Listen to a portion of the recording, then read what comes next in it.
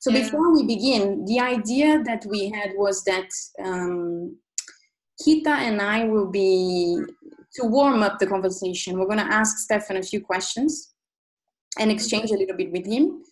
And then after a while, we're going to open for any participant to then come with questions. But then before we start, I would like to ask Stephan, every time he starts a session at Schumacher College, he brings his guitar. So Stephan is originally from Venezuela. So he has a lot of Latin in him. So let's Can you hear me? Yes. Can you hear okay? Yeah. Is that right? This is a new composition I'm working on. Wow.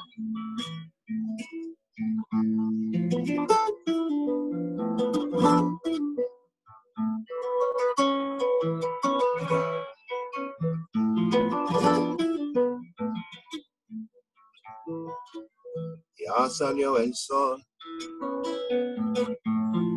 detrás de las nubes de mi confusión.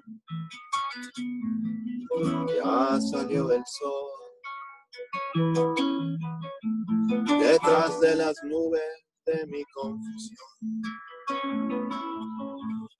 Y doy gracias para esta tierra tan grande, y tan grande y buena, y tan milagrosa nuestra madre.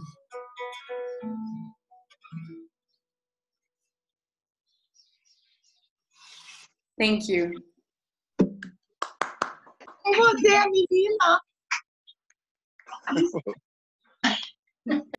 So just there's a few people that just joined us. I'm just gonna ask you. I was just telling everyone about how we're gonna work. Just ask everyone to keep muted. Otherwise, we're gonna hear a lot of background noise. So if you could do that, and we're gonna warm up the conversation with Stephan, Rita, and I, and then we're gonna open for people to send questions. So if you do have questions, you can send them through the chat, and then we're gonna ask Stephan. To begin with, Stephan,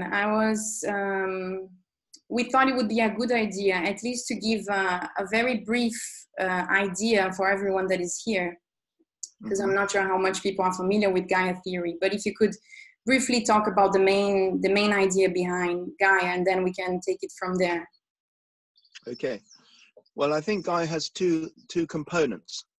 One is a mythological or psychological component, which is the myth of Gaia, and the other is the science of Gaia. So the myth of Gaia goes back to the very beginnings of humanity. Gaia is the ordering principle of the cosmos. And of course, she's also the earth, because the earth is made up of the ordering principles of the cosmos. So Gaia, for the ancient Greeks who use that word, is both the earth and the whole cosmos, and what orders the whole cosmos, the meaning, the purpose of the whole cosmos. That's I call that archetypal Gaia. And we forgot that in our culture about 2,000 years ago in Western culture. We forgot that Gaia is the ordering principles of the cosmos. We forgot how to connect with that. We just completely forgot. We've had 2,000 years of forgetting. And when you forget that the earth, Gaia, is a sacred being, you destroy her. You can use her to grow cell phones, grow factories, grow whatever you like, grow the economy. But by around 1960, things had got so bad that I like to think Gaia thought to herself, I need to explain to a scientist who I am. And that scientist was my friend and my teacher, James Lovelock, who I met on the first course here at Schumacher College. And he was given by Gaia, I like to think, a scientific way of speaking about Gaia. And the scientific way of speaking Gaia is that the whole earth is one living, self-regulating, complex system, which we can model mathematically to some extent.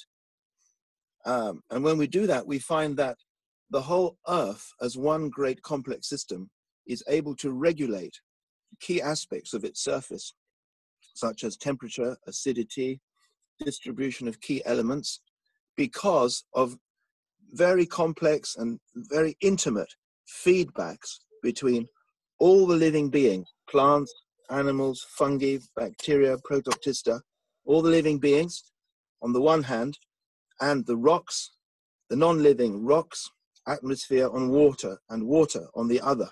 When these four elements start to interact with each other, bang, self-regulation of key parameters for the planetary surface, such as planetary temperature, are regulated automatically through these interactions. And what I'm trying to do in my work now, I'm writing a book about this, or trying to write a book, is to put these two ways of seeing Gaia together into a unified vision, to unify archetypal Gaia with scientific Gaia. Because if we don't do that, if we don't recover the feeling of the sacredness of the earth, our culture has no chance of surviving. There, so that's a sort of summary. Thank you. So I'm gonna start, I think, with there's a sentence from your recent article. So Stephan wrote recently an article for Schumacher College, and there's a sentence that struck me from what you wrote that I would like to bring here, and maybe you can talk more about it. It says, from a scientific perspective, the virus can be seen as the inevitable result of overconnectedness. Okay. Could you speak a little bit about that? Yeah. Well, when we study food webs in nature, you know what food webs are? It's, say, a bird eats a worm eats a microbe in the soil. That's a food chain. When you have lots of those chains connecting, that makes a food web. So ecosystems are full of food webs. One species eating another species, one species parasitizing another. You get the idea. One species doing the decomposition, another, lots of species doing the photosynthesis. They're all like a big web of life, right? So the web of life, that's a food web, but in the forest, let's say, yeah? Now, what my fellow scientists have found, and I also did some research in this when I was doing science, is that if a food web is over-connected, so in other words, if there are too many strong connections between the species, for example, if one predator eats too much of one prey, or if one insect feeds too much on one kind of plant, those kinds of food webs are more likely to collapse. Because if I'm really dependent on one kind of plant, and that plant for some reason disappears, I'm going to disappear too. But then the one who's feeding on me will also disappear, and the one who feeds on that, and the whole thing will just collapse. You see what I mean? Mm-hmm. So what we found in food webs is that the most resilient, the most stable food webs are the ones where you have a lot of weak interactions and not very many strong interactions. What does that mean? It means that every species in a good, healthy food web is eating a little bit of this species, a little bit of that species, a little bit of this species, a little bit of this, a little bit of that, right? Not just, I want this one. No, so a little bit of this, a little bit of that, a little bit of that. And when you have most of the species doing that with what we call weak interactions, the whole thing becomes much more stable and much more resilient. So what can we learn about it? Well, our economy is way over connected. For example, we depend on China for so many things. So we have really strong connection with China. Something happens in China, the whole economy collapses, yeah? Or a virus starts in China, and because the whole thing is too connected with too much transport, too many airplanes going around everywhere, then of course we get the disease. So I think the problem from a statistical, ecological, scientific point of view is that we're too connected. We've got too many strong connections, and a strong connection is what's the ecological footprint of your economic relationship? If my economic relationship requires a lot of transport, a lot of distant production, then I would call that a strong relationship. And if you have too many of those in the economy, you're likely to get pandemics, and you're likely to get the economy collapsing. Mm. So in short, to be healthy as an economy, as a human species on the planet, we need to localize much more. we need to have lots of weak interactions with our neighbors, and maybe one or two strong interactions with one or two things we bring from China, like tea. They have very nice tea in China. We can have Chinese tea. We can have some culture from China, qigong and things like that. We can have a few products. We can have a few products, but not too much. We have to produce as much as we can locally for ourselves, and then connect with our neighbors, but just the right amount of the mixture. There's a mathematical relationship called a power law, which shows the relationship that we need. Anyway, I've probably said enough. What do you think? Well, I'd like to explore this question about wildlife. Can you talk a little bit if the origin of this virus is on wildlife, and what it has to do with our way to relate, our cultural way to relate to wildlife, and what the importance of protecting wildlife in this day? Rita, that's a great question. Thank you. That's a really lovely question. The whole problem with this virus and many other viral diseases is that they come from wildlife. Because, you know, viruses are part of nature. I mean, we wouldn't have a biosphere like this without viruses. They have an important function. But wild animals carry viruses. So what's been happening is we have been destroying more and more nature. In Brazil, Amazon, terrible deforestation.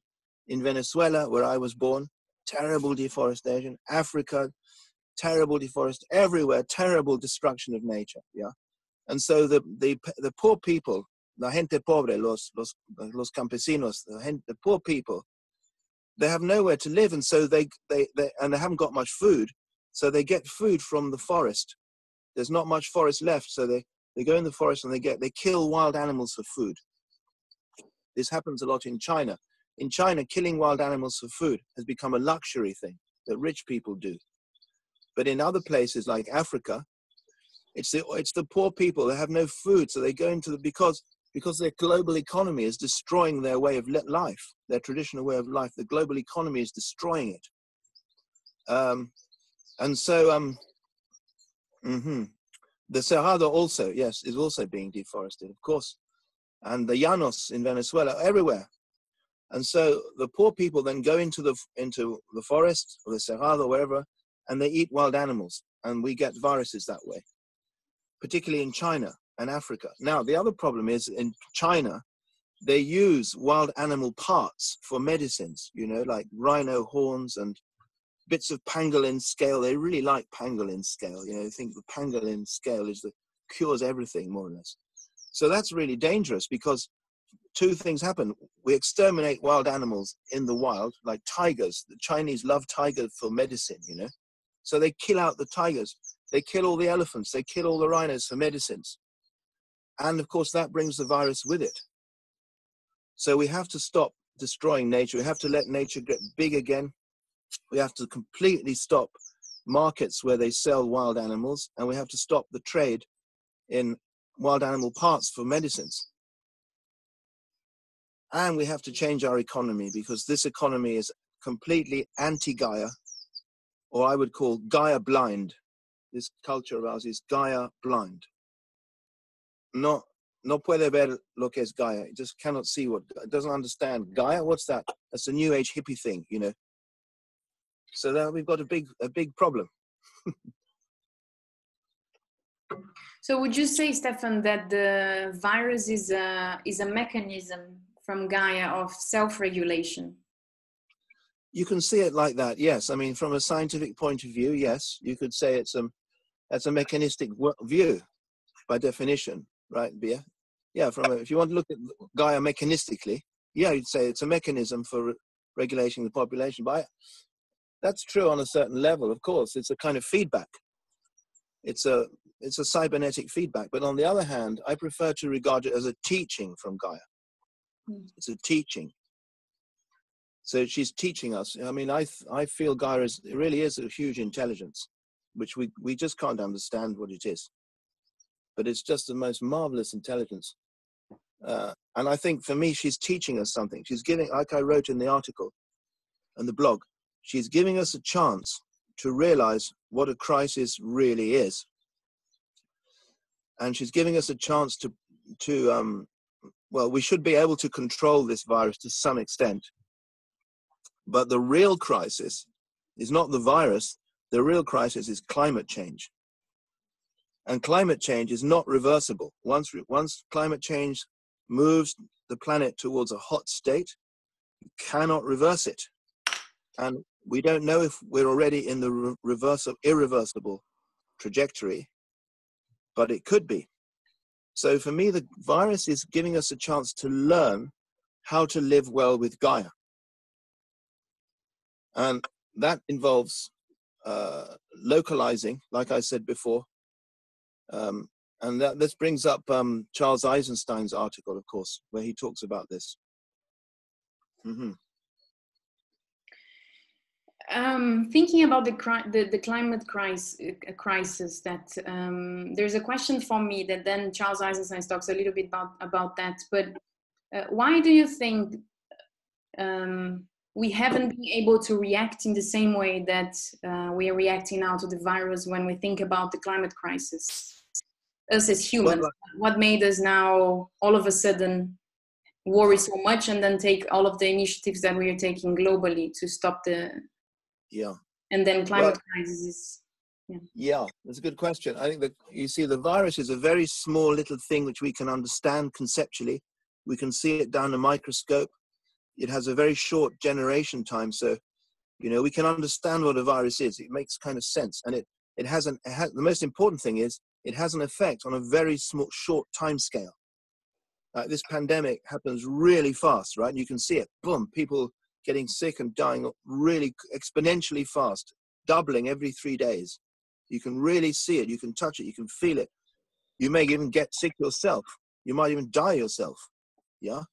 So it's like there's an immediate threat of death or severe illness for you, your family, your friends, and you can't see your friends. We have this lockdown immediately. So we're really feeling the effect of it. Whereas with climate change, oh, wow. Look, today I've got a lovely sunny day in England. Great, great. Let's have some climate change. Nice, nice. Really good. I don't mind a bit of climate change. Yeah, good thing. England will, although of course, then you forget the floods we had in the winter, you know. But you see, climate change is more diffuse. It happens more slowly. It's not so easy to see it, to feel it. You sort of feel that now we can start to feel the climate changing right now. In this moment, we can start to feel that, hey, there's really something happening, right? But we're still not completely, we can't quite believe it.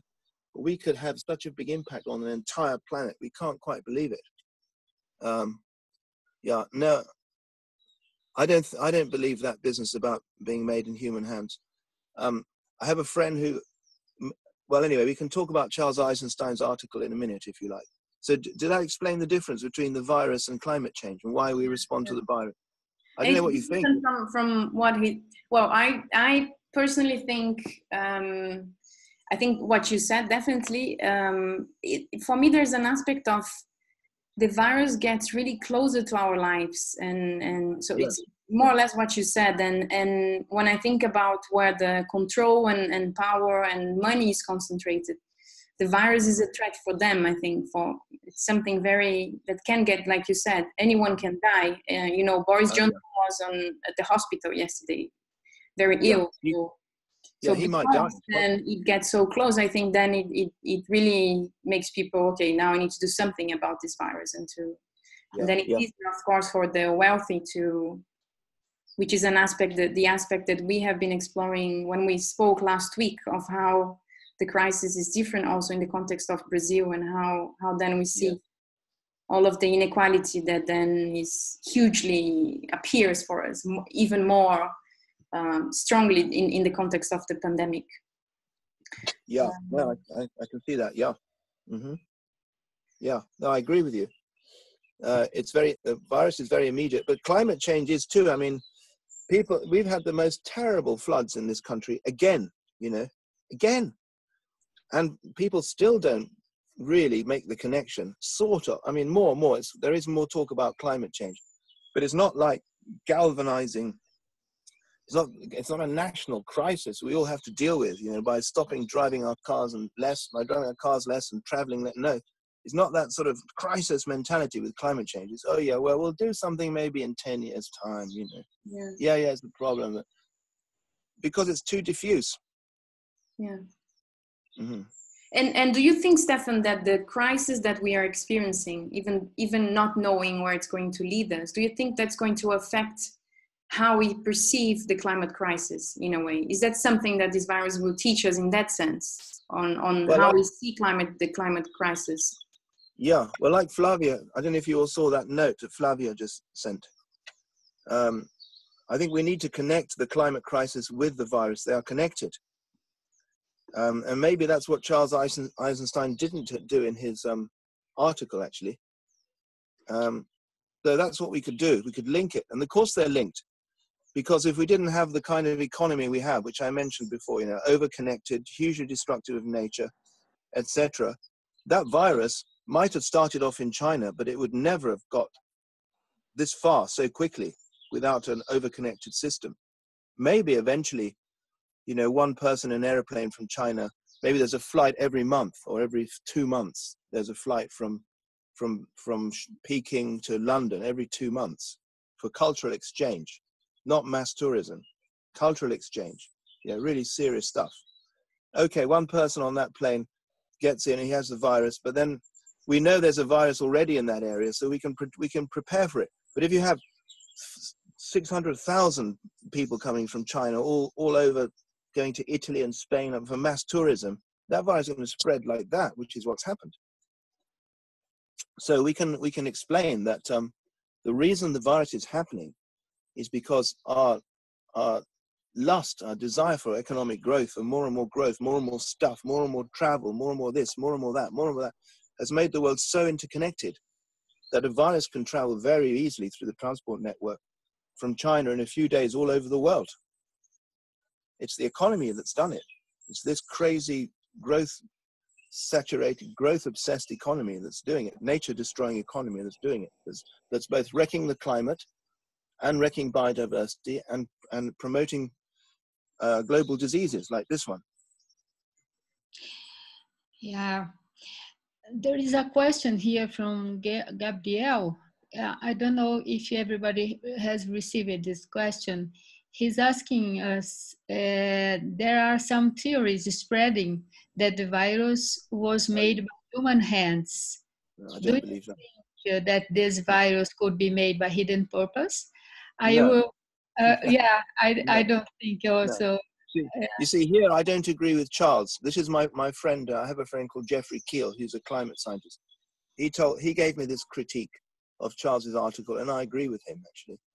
Charles says, there's a wonderful article, Charles Eisenstein's article. I really like it, you know, it's great. But he says anything is possible. But no, we know from science that not everything is possible. For example, there's no scientific way we can imagine that the 5G network that's being built created the virus. I mean, that's completely ridiculous. I mean, that's so unlikely. I think we can say no. And also, I think we can say no that this is human created, probably. But that I'm less sure of. But we have to be very careful with conspiracy theories and just believing anything. It's the problem with postmodernism, you know, you just believe everything's possible. Not everything is possible. Yeah. That particular theory, it might be true, but I doubt it. I mean, why would anyone want to do that anyway? What for? No one's making it. Well, who's making money out of it? Amazon, because of home deliveries. Would Amazon create a virus? The guy, Bezos, is already so rich. Why would he want to do that? That doesn't make any sense to me anyway.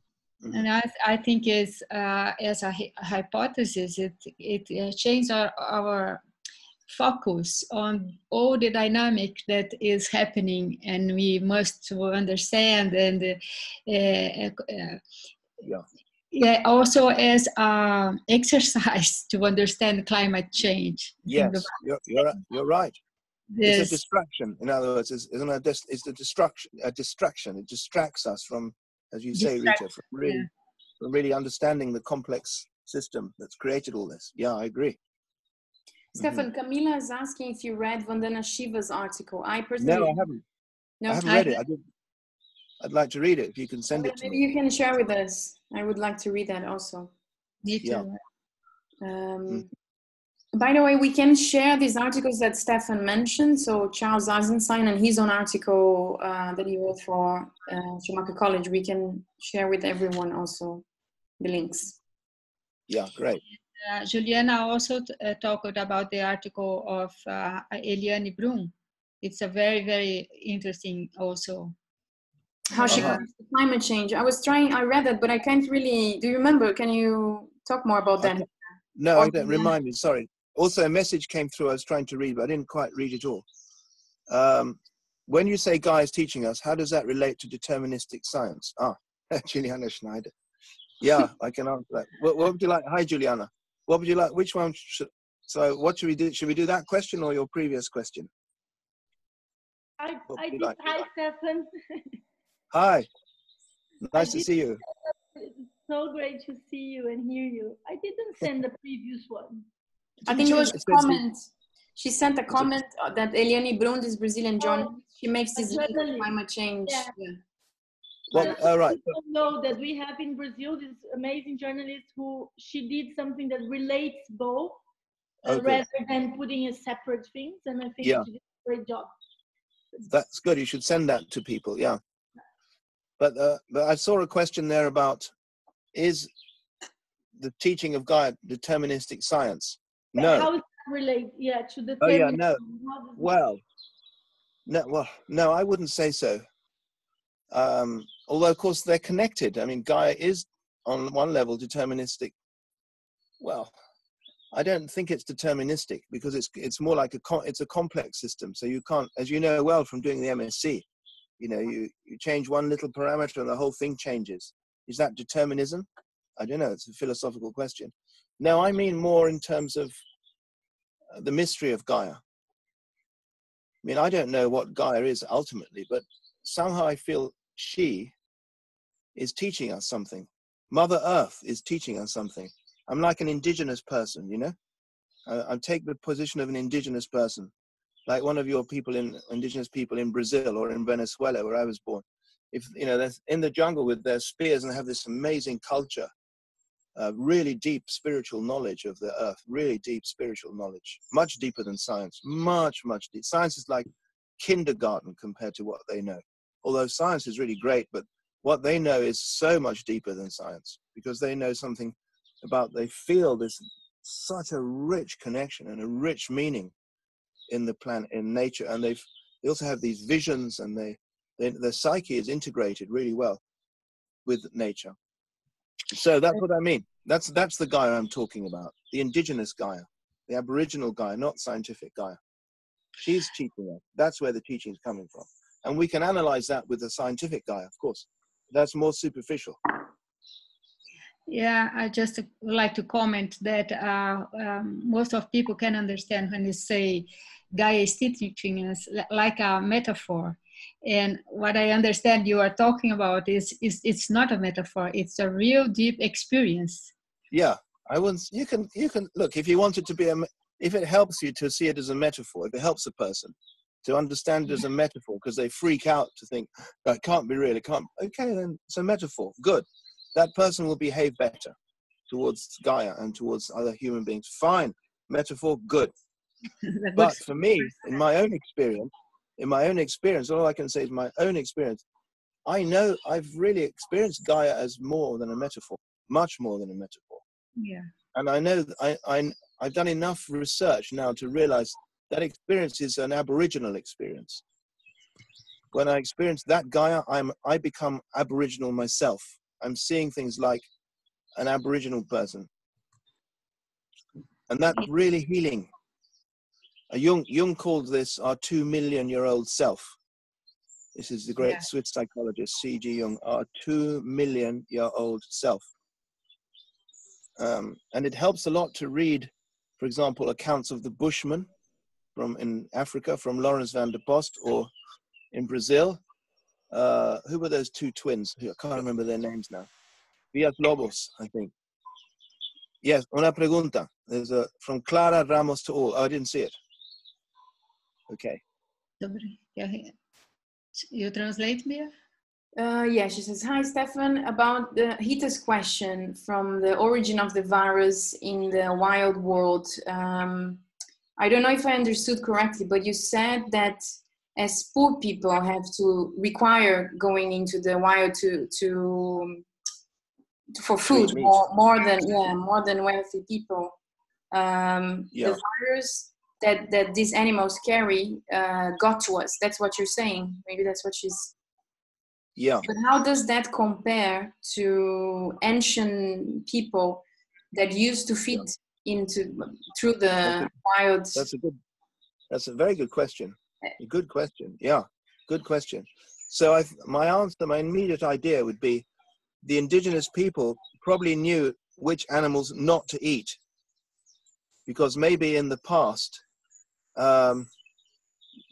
people who ate, let's say, bats would get sick, and then that would be a lesson learned and people wouldn't eat bats anymore. So I think certain animals probably carry virus are more likely to carry virus than other animals. So from experience, you can find out which animals you can eat. But I don't know, it's just my hypothesis. And it's a good question. She adds, do you think this is something from the modern world, like this?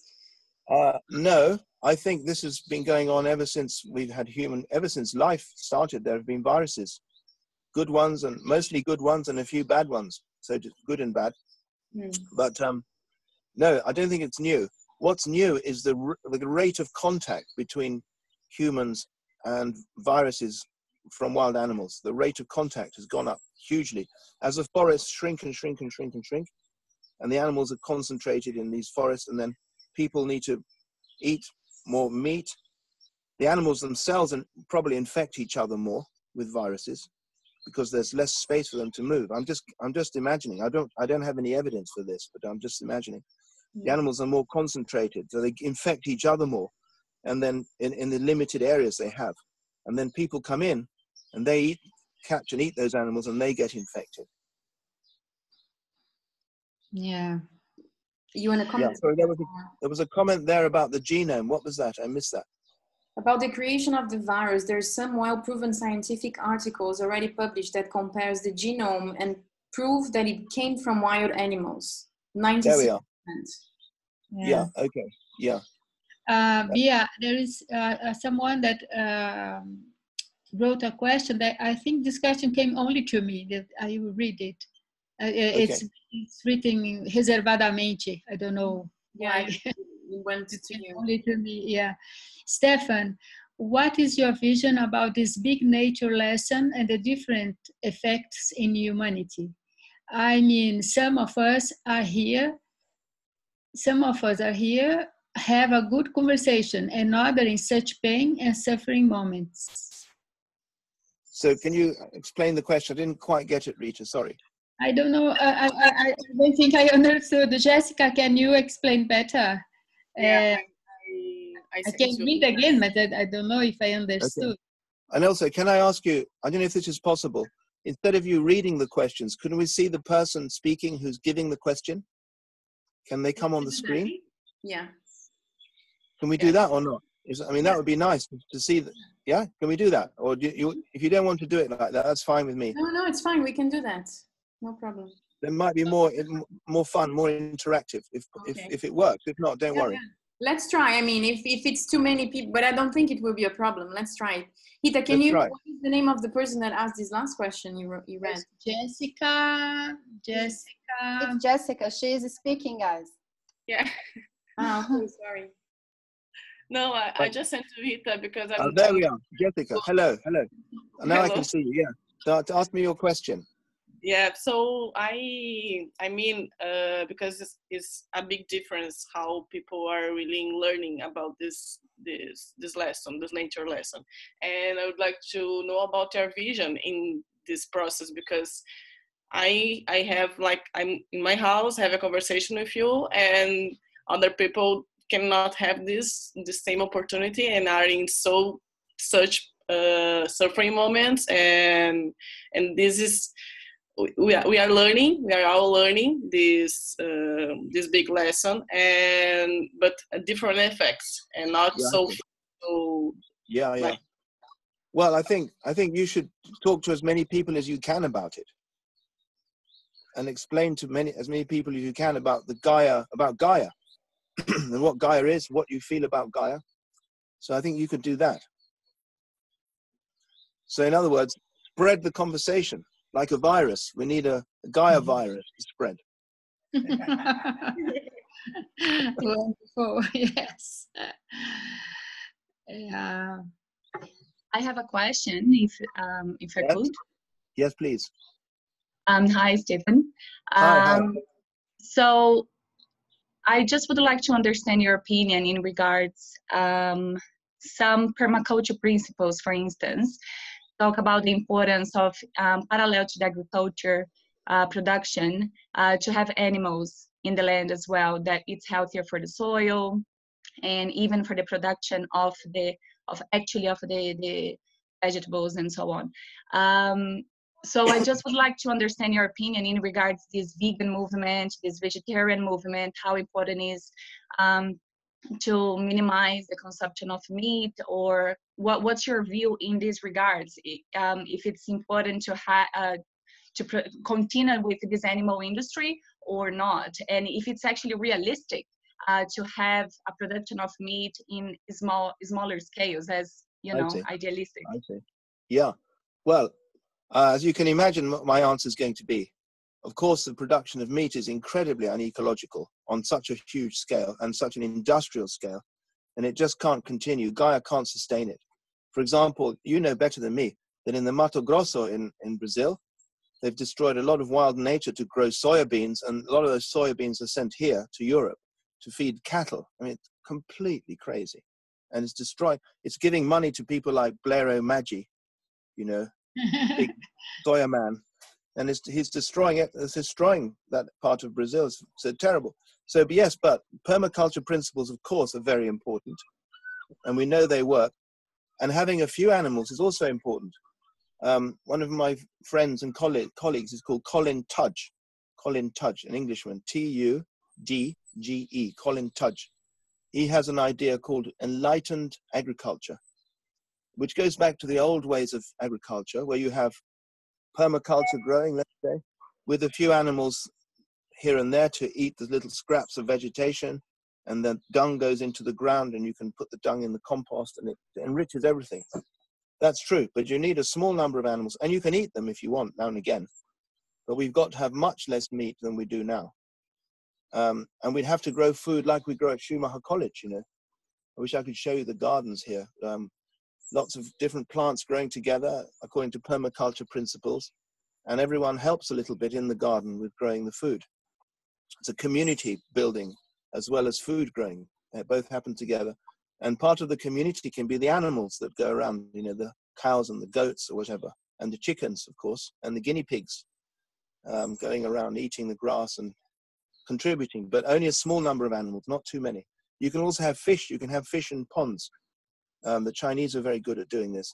Even here in England, just near the college, we had medieval fish ponds, you know, from the medieval period, from maybe 1500, 1400, a whole series of ponds, boom, one after the other, full of carp, and the monks used to eat the fish.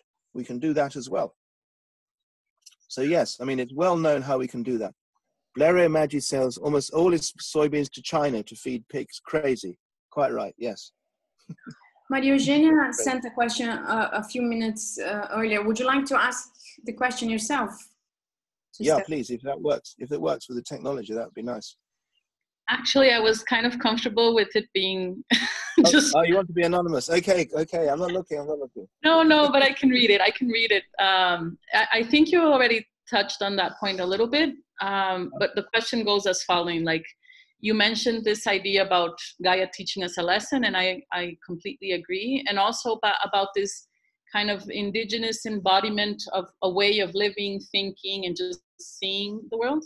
And it just made me wonder, maybe it's just a very open question about how we actually learn. Do we know, you know, like as human beings, are we really in touch on the ways we actually experience learning, and that just made me think of the educational aspect of it all, you know, like if we do, you know, I don't know, it's and then you talk about like a Gaia's, okay. That's a great question. No, that's a great question. Yeah, really good.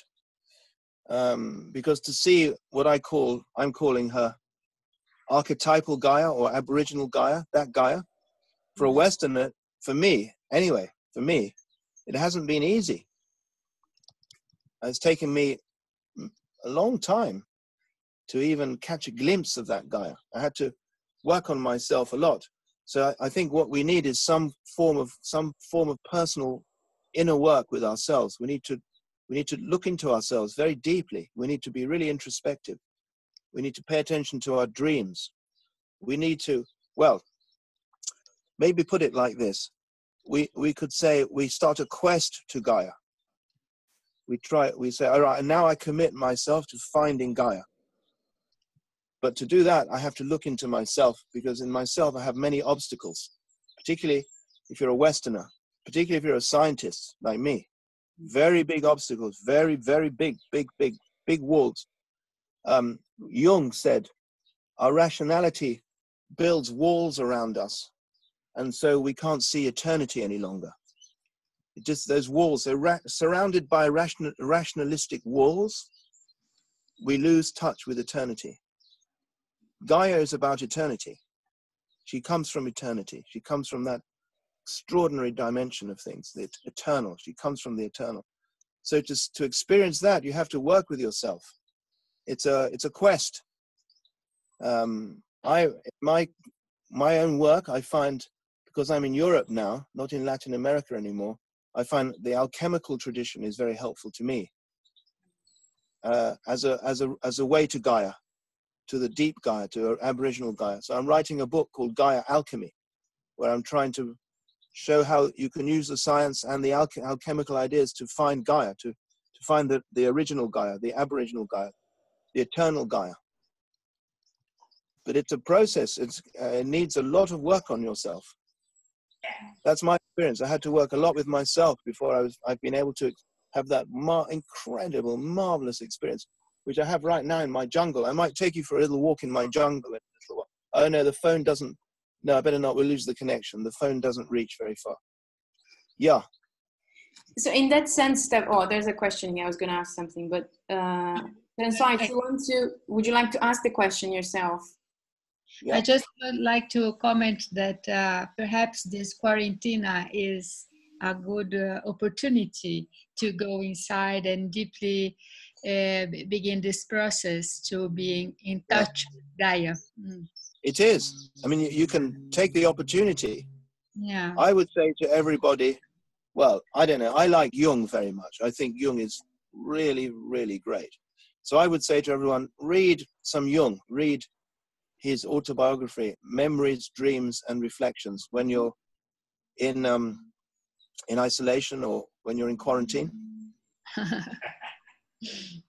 I'm doing his classes now. Oh, which class? This is from Valentin Seabra, Jung and Joseph Campbell. Oh, good. Yes, they're both great. So, and pay attention to your dreams and draw your dreams, or spend time with plants. Draw plants in your little garden or your window box. Yes, it's a time to go in. Now, hang on. From Tiago, what are we not seeing? We are seeing the economy collapse. I missed the rest of it. What are we not seeing? We are seeing the economy collapse, seeing a lot of things, but I asked me, what we are not seeing? Can you give us some directions for thinking about these questions? Yeah, well, my first reaction is that, we are Gaia blind. We're not seeing Gaia. I think our culture is Gaia blind. So we don't see Gaia, and it's not easy. I mean, it's easy for an indigenous person. If you go down into the Amazon, I hope there's still indigenous people in Brazil who still see Gaia. Just like every day, it's obvious to them. But we are Gaia blind because we've been separated from Gaia, from that feeling of the eternal Gaia, the Aboriginal Gaia. So I'm repeating myself really. That's what we're not seeing. If we could see that, if everybody could see that, if everyone could feel that, could experience the Aboriginal archetypal eternal Gaia, there would be no problem, because it's such a beautiful thing. It's so you realize the planet is so incredibly, miraculously beautiful and utterly sacred. You spontaneously, like my friend Arne Næss, the great Norwegian philosopher, he would say, you spontaneously act beautifully towards nature. You have to, because you see the beauty of it.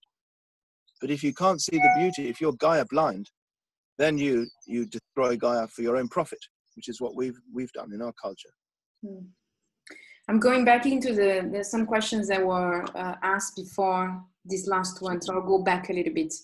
So G. Martins, which she asked you about permaculture, she's saying, I don't think it was clear, my question, as I was referring to how realistic this permaculture system with animals could actually be in our society, considering the amount of people that consumes meat. Therefore, it seems like the vegetarian movement is necessary. Yes, it is, absolutely. The vegetarian movement or veganism is necessary. Yeah, it is. I completely agree. We have to consume a lot less meat.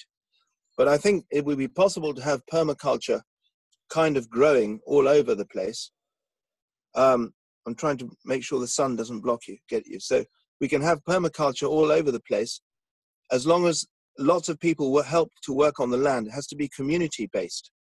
Everyone in the community who's able-bodied needs to go and help work the land, 1 hour a week, 2 hours a week, whatever they can. That way we could say the whole of England, which is now a disaster, an ecological disaster. I mean, England's a terrible place. There's hardly any forest. It's all grass fields and wheat fields and pesticides. If we got rid of all of that and we had food growing, permaculture food growing all over England with a few animals, that would feed us plenty. But we'd all have to work. Everyone would have to contribute some work in the fields, which is good for you, actually. Yeah. Yes. Stephan, would you like to ask the question yourself? Me? No, sorry. No, yeah, go on. Yeah. Yes, I can. Sorry, I'm in my pajamas still. But okay. That's all right. Don't worry. That's good. I'm often in my pajamas all day. Yeah, go on. No, because I guess hearing you, not to be a Gaia blind, you must be in contact with nature, and yes. We see from the experience of isolation that we can move very forward toward the technological consumption. Yes. So how do you see the relation between development of technology and a Gaian lifestyle? Do they go different ways and at different speeds? They can do, yes. So that's what's happening with us. They're going like this. Sorry, how can you see? Like that. Yeah? Yes. Gaia like this, down. Technology like this, up. And eventually everything down. But technology is very important for science. And in Brazil, yes. There's a huge discussion, for example, that education is going to play a very important role with online systems that are being created. So how can we take people for the Gaia lifestyle and experience when technology is becoming a very important tool for everyone? Yeah. Well, that's the danger. The danger is that you don't have any more university lectures where all the students go for lectures. You do it online. And that's no good, because you need human contact. We need to feel, the other person's body. That we have to be in the presence of other people for us to be healthy. So it's not going to work to have just online learning and no person-to-person learning. That would be a complete disaster. On the other hand, if you use the technology wisely, like we're doing now, okay, I think we're using it wisely, then, yeah, it has a use. I mean, we can talk to each other from Brazil, England, Brazil. That's useful. But then I should go to my college here, where there's a lot of people studying Gaia or something, and you go to Escola Schumacher Brasil, where you are, and you learn in your garden in Brazil, and you see butterflies and toucans and things, right? And then we talk over the internet, and we share experiences. That's okay. But the core of education shouldn't be the technology. It's face-to-face human contact. Because remember, we're animals. We're animals. We need. I know you know all this. I mean, you would agree with this. We're animals. We need to have our human contact with each other. But do you think it's possible to sensitize people through technology, that we need to go to no. have? Well, sorry, I interrupted you. Just please, sorry, continue. If it's possible to sensitize, because when I hear you saying, I have a little bit of this contact with nature, and I know a little bit what it means, but we are seeing another reality where people having a high level of internet consumption, and how can we express this and sensitize people through a technological tool, maybe? I'll give you an example, okay? Right, so imagine we're doing a class, and I'm going to show you, with the technology, I'm going to show you something here. Can you see this flower? Hang on, let me see. No, you can just see my hat. That's no good. Where's that flower? Can you see that flower? Can you see a flower? So I'm showing you a plant. Can you see it or not? Yes. The plant, yes, not the flower. All right, well, there's the plant. So this plant is in a pot, you see? So this plant could be in my apartment. And I could show you this plant on my phone. Can you see? Let me see, hang on. Yeah? And the flower is here. Can you see the flower? Yeah. Yes. Where's the camera? Yeah? Look at that beautiful flower. And you have the same plant. You have the same kind of plant in your house, because we arranged that before. Yeah? So you have the same kind of plant in your house. I take my phone and I show you the plant, and I say, look, you see how the soil, and then you have the plant, and you feel the plant yourself at the same time as seeing me on the phone. You like this. You are also feeling your own plant right there, right next to you, right now. Yeah? Can you imagine? So you're seeing me on the phone feeling my plant, and you're also feeling the same plant, the same species of plant. And then we describe what we feel. Oh, wow. Yes, I never realized it was so woody, this stem. I never felt it was so woody. Oh, look at the color of the leaf. Smell it. Oh, wow, Yeah, and we're doing this with 200 people around the planet, all with the same species of plant. And then we go to the flower. Oh, and then you show a drawing. Everyone goes away for an hour and does a drawing of the plant. And then we come back and everyone shares their drawing of the plant. You see? It's something like that. I mean, I'm just starting to experiment with this kind of teaching. I don't think it's nearly as good as personal, person to person. That's the best. But if we can find a way of mixing person to person, and like what we're doing now. So you see, so imagine in Brazil, you could have a group of people with this is a camellia. You could all have 10 people in the room, everyone has a camellia. And then I come on and I guide you through this process like this, but you experience directly your own camellia. That's the key. You have to have direct experience, and you have to have other people with you. Yeah? Yeah. Thank you very much. Yeah. So we're experimenting. I'm going to be experimenting with this kind of thing, this kind of teaching with some colleagues of mine in Sweden who are shamans. We're going to do a course on deep time. Oh. Oops, sorry. You're right? Okay, good. We're going to do a course on deep time, like that. I just bring my chair here because the sun is in your face, so that's better. Is that better? Whoops, sorry. I'm just comment that we are doing a lot of experiments through the window. And through the window, yeah. Having very beautiful, because many people live in apartments. Yes. Very small. And yesterday in a class, someone said, my window became como fala lupa? Esqueci. A magnifying glass. A magnifying glass. My window became a magnifying glass. Beautiful. Oh, that's beautiful. You should get them to write a poem about that. Yeah.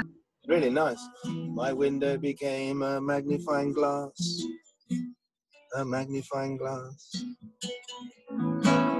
And I saw the beauty. And I saw the beauty. For the first time in my life.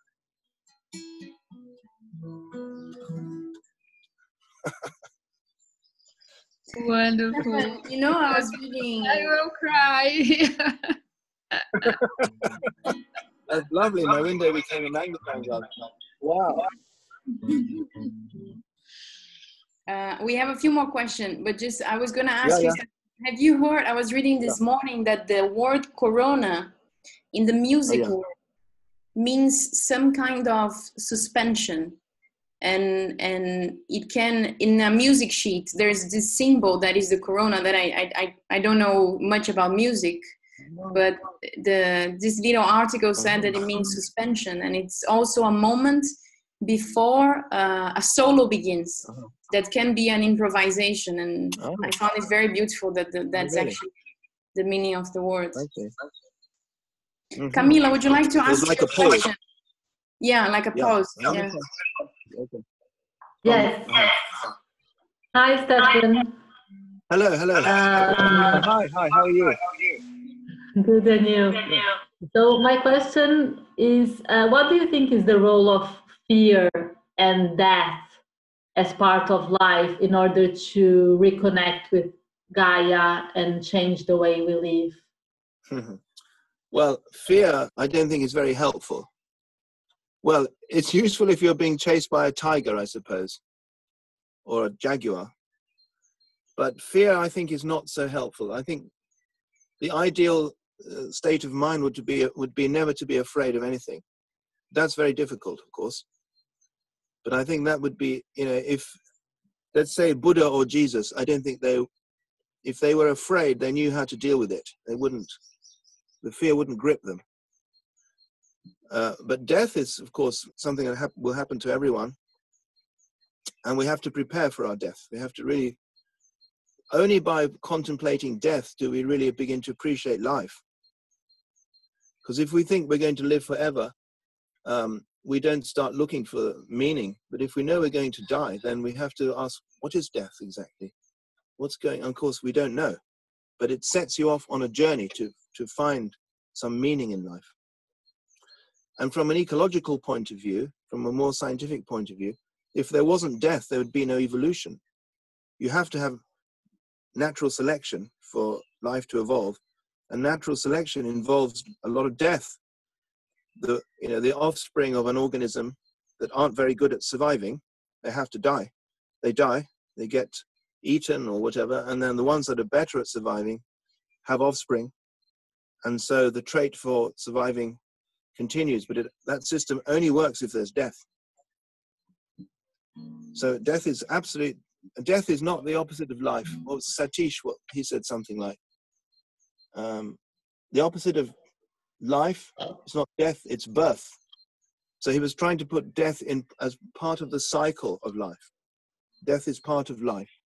It's not the opposite of life. It's part of the cycle of life. Life includes death. You have to have death for there to be life. If there's no death, there's no life. If there's no life, there's no death. They're like yin and yang.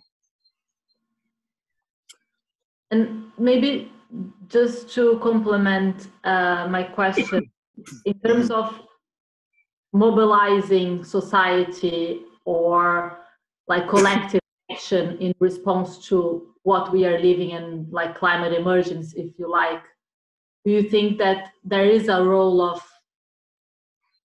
this fear that we are living now with coronavirus, or the fear that in Greta's speech, in order to bring about change? Yes, I see what you mean. I think that kind of fear may be helpful, but you also have to give hope at the same time. If it's just fear on its own, without hope, without a solution, without a possible solution, then I think it's very disempowering, because you're like a rabbit in a car headlight, at night. You've got this terrible crisis right in your face, and there's nothing you can do about it. You're just terrified, but there's nothing you can do. So fear only works if there's a way out of fear. If you can also show a way out of fear, fear works. If you don't show a way out of fear, then fear destroys you. So I think you have to have a... Go ahead. I was just going to mention that I think Charles Eisenstein talks a little bit about that, about our need of the modernity and I would say probably Western world to control everything. And then how one way of us getting out of the crisis is that we're going to become obsessed about this need to control even more all the hygiene and how we relate to the world. So he puts that if we exaggerate that, it might become what the September 11 was for America, in the sense that they became after that paranoid about security, and in a way it's a path that can be very, very bad, I think, for us if it becomes that, in that sense. That's right. Exactly. No, I agree with Charles there. That's too much. That's fear. That's a bad use of fear. Yeah, it's fear driving towards more control. That doesn't work. Fear has to be a releaser of creativity, not a suppressor of creativity. Mm-hmm. I'm conscious of time. We have 6 minutes left, and I'm wondering if anyone else has maybe a final question or comment. Ju? Well, anyone else has as well? I thought that Maria Eugenia, did we talk about his question? Yeah. Let me go back. I got a bit lost here on the comments. Let me see. Okay. Yeah. Maria Eugenia shared the comment. Would you like to speak that up, or would you like me to read it, Maria Eugenia? I'm going to read it then. She says, okay. I agree with Rita that the quarantine is the best time for this quest Stephan mentioned. I believe whoever is here is doing this already to some extent. We are somewhat not Gaia blind. But looking at the bigger picture, I wonder how this works for people around the globe. This got me thinking about diversity as well. Considering we need diversity on all levels, are the blind people as necessary? There is this utopian dream of all humans not blind awaken, but is this possible? I thought about the over-connected network you spoke about, where diversity is not at the center of it all. Mm-hmm. So the question is whether it's possible for us all to become not Gaia blind, basically, yes? Is that what you say? Yeah, is that the summary? Yeah. Is it possible for us? Well, as humanity. And humanity, yeah, of course it's possible. I mean, everybody has the potential. We're all born with the potential to be Gaia. I don't know what the word is. Seers of Gaia. We can all experience Gaia in the deep sense, the Aboriginal sense. Everyone has that. In Buddhism, it'd be called Buddha nature. Everybody has Buddha nature. But the question is, how can we help people on a mass scale to find that? That's the difficulty. But the answer is to do what you can in your own life. That's the answer. Well, an answer. For example, me, in my case, I've worked here at Schumacher College for 30 years. I've always been just by nature an educator, you know. So I've been doing what I can. Playing the guitar, talking about Gaia, writing, speaking, playing the guitar, writing, speaking, helping in the garden, helping with Schumacher College. That's what I've been doing. That's what I can contribute. That's what I could contribute. Then if you find what you can contribute, you do the same. And then you inspire someone else to do what they can do. And the whole thing, it spreads like a virus. We need a Gaia virus. We don't need coronavirus. We need a Gaia virus. And it can happen very quickly. One person can, like I showed you with that plant, it can be in their apartment, you know, in the city, and they see that plant, and suddenly they feel something. They feel Gaia. I'm trying to deal with the sun. Yes, let me move over here. Yes. Stephan, is Schumacher College thinking of online short courses? Yes, we are thinking of online short courses. Yes, yes. So just watch the website. We're thinking about online short courses, yes. Do you recommend any book or video for this moment? Well, I think Jung is very important, like I mentioned. Memories. Animate Earth. Oh yeah, all right. Animate Earth. Yeah. That's in Portuguese in Brazil. It was published by Cultrix in Brazil. Terra Viva in Portuguese. Terra Viva. Terra Viva by Stephan Harding. Yeah, so do buy that. I don't get any royalties whatsoever, but I don't mind. What was that question? I missed it. What was that? How to keep us in this feeling of more love, less rush after coronavirus with this capitalist system. I hope we can all evolve into a better world. Hug and love. Yeah. Can I connect that to my question then? Very connected. because you spoke before of natural selection, which makes a lot of sense to me personally in terms of how nature works. Not thinking in terms of the survival of the fittest, but in offspring and. But then when I think I've seen many reflections by many people. This is not original or anything, but the sense that there's something very unnatural in how the people who get affected, who are more likely to get affected by this, are the people in the slums, in the favelas, with less condition. So as though there is something that feels that, can be seen from a natural selection light.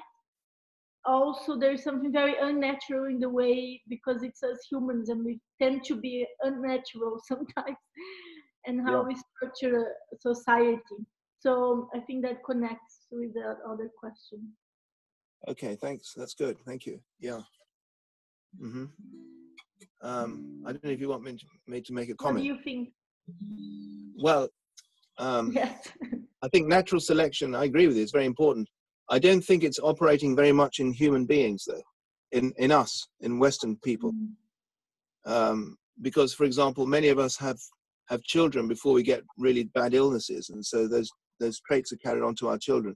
So but I do think there's a kind of natural selection operating on a Gaian level, because Gaia is now going to give us feedbacks like this virus, which will start to control our culture. And there'll be a natural selection for a more Gaia-friendly culture.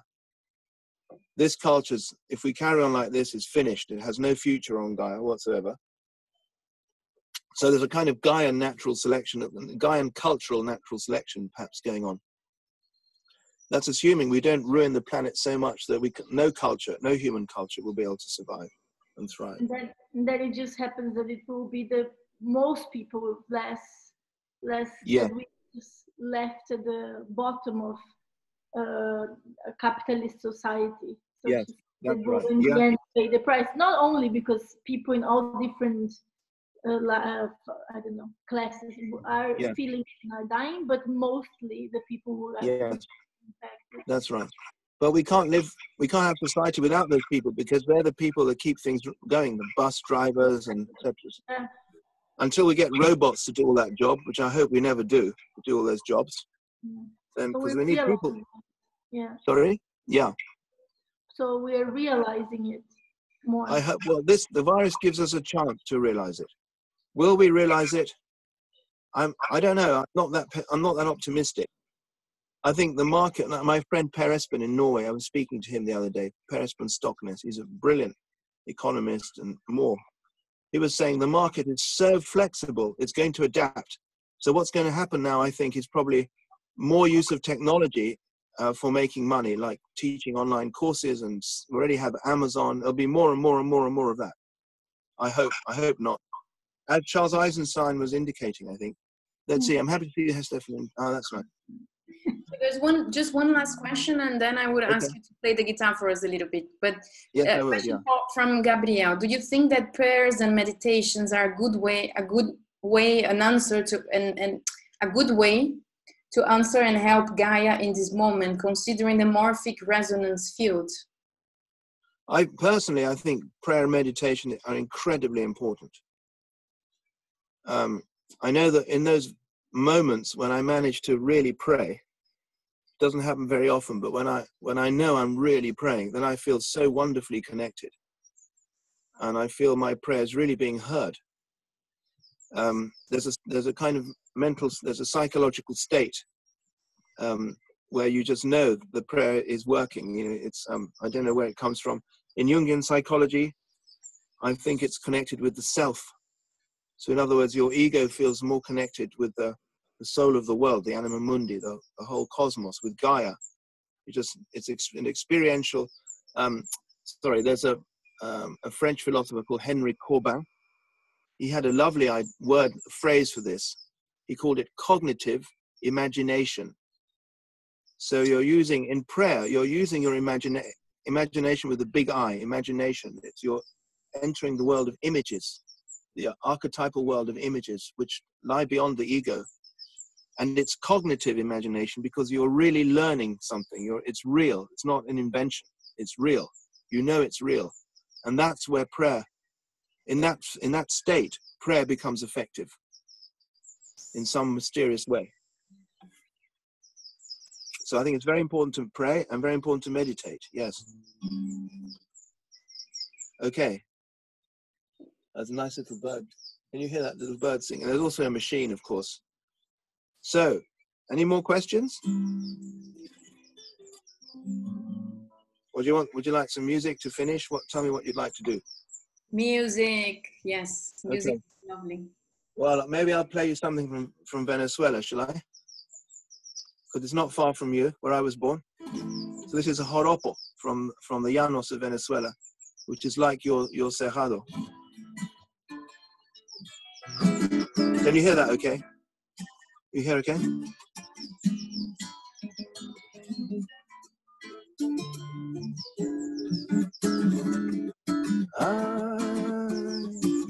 Gavilán, gavilán, gavilán, pío, pío.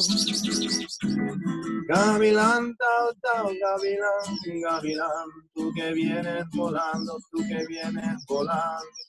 sobre el río con tu cola elegante y tu pico amarillo. Ay, que cuando te vi, volando, volando.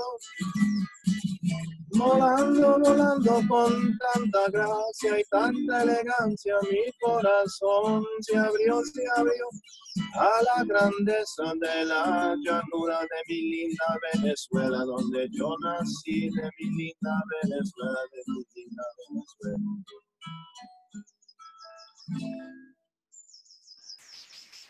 Thank you, Stephan. Beautiful session. Thank you so much.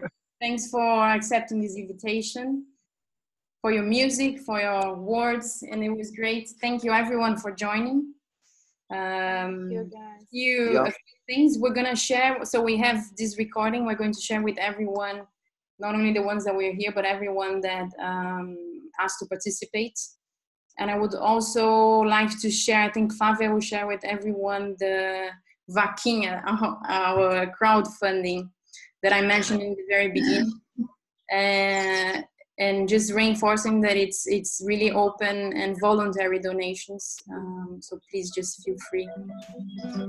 And then we're gonna keep having this conversation. So next week we're planning a conversation with Cláudia Matos. She's a teacher from Escola Schumacher Brasil. She's a chef.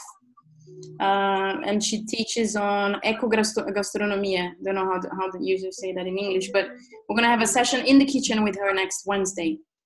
And we're gonna share that on Instagram and on Facebook, so you're probably gonna hear about that. Thank you, everyone. Have a beautiful day. Thank you, Stephan. Enjoy the sunshine. I will. Thank you. It's lovely to see you all. Thank you, Stephan. Bye bye. Bye bye. Thank you, everybody. Bye bye. Bye bye. Bye, Rita. Bye. Bye bye. Thank you. Bye bye.